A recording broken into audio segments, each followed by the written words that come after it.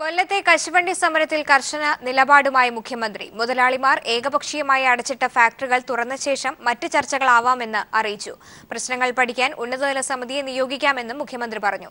ഉടമസ്ഥരുടെ യോഗം ചേർന്ന് നിലപാട് അറിയിക്കാമെന്ന ഉറപ്പിന്മേൽ ചർച്ച അവസാനിച്ചു. സമര ഹെഡ്ക്വാർട്ടേഴ്സിന് മുന്നിലേക്ക് മാറ്റേണ്ടി വരുമെന്ന് CITUവിന്റെ മുന്നറിയിപ്പ്.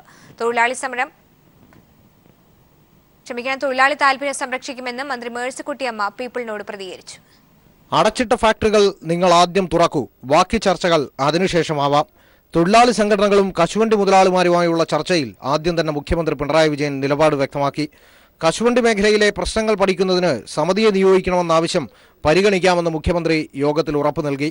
മുതലാളിമാരുടെ യോഗം ചേർന്ന ശേഷം നിലപാട് അറിയിക്കാമെന്ന ധാരണയിൽ ചർച്ച തീരുമാനമെടുക്കാതെ പിരിഞ്ഞു.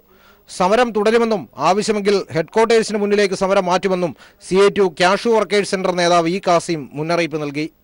ഫാക്ടറി നടത്താൻ തയ്യാറാകുന്നില്ലെങ്കിൽ നടന്നു വരുന്ന സമരം ഏറ്റവും ശക്തിയായിട്ട് തന്നെ മുമ്പോട്ട് കൊണ്ടുപോകും. അവരുടെ ഹെഡ് ഓഫീസിൻ്റെ പടിക്കലേക്ക് ഫാക്ടറി നടക്കുന്ന സമരം ഹെഡ് ഓഫീസിൻ്റെ പടിക്കലേക്ക് മാറ്റും. സർക്കാർ ഉടമസ്ഥതയിലുള്ള ഫാക്ടറികൾ തുറക്കാൻ പ്രതിജ്ഞാബദ്ധമാണെന്നും കശുവണ്ടി ഫാക്ടറി ഉടമസ്ഥർ സ്വകാര്യ ഫാക്ടറികൾ തുറന്നില്ല എങ്കിൽ സർക്കാരിന് മറ്റു വഴികൾ ആലോചിക്കേണ്ടി വരുമെന്ന് മന്ത്രി മേഴ്സിക്കുട്ടിയമ്മ പറഞ്ഞു. അടച്ചിട്ടിരിക്കുന്ന ഫാക്ടറി തുറന്നു പ്രവർത്തിപ്പിക്കാനുള്ള വളരെ സംഘടിതമായ നീക്കമാണ് ഗവൺമെൻറ് നടത്തുന്നത്. അതിൻ്റെ ഭാഗമാണ് ഇന്ന് മുഖ്യമന്ത്രി തന്നെ ചർച്ചയ്ക്ക് വിളിച്ചത്.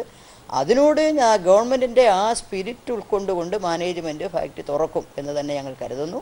40 ദിവസത്തിലേറെയായി തുടരുന്ന തൊഴിലാളി സമരത്തെ തുടർന്നാണ് മുഖ്യമന്ത്രി ഇന്ന് ചർച്ച വിളിച്ചത്.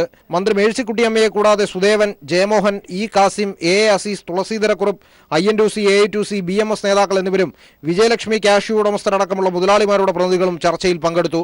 News bureau, Thiruvananthapuram.